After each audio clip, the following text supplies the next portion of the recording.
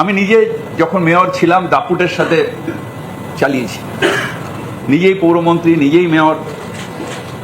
মানুষ আমাদের কেন কর্পোরেশন বলে এই কারণে বলে, আমরা ইনএফিশিয়েন্ট বলে আমাদের বলে। আমি টাকা খাচ্ছি বলে বলবো, ইনএফিশিয়েন্সির জন্য মানুষ ভাবে যে করাপশন আছে।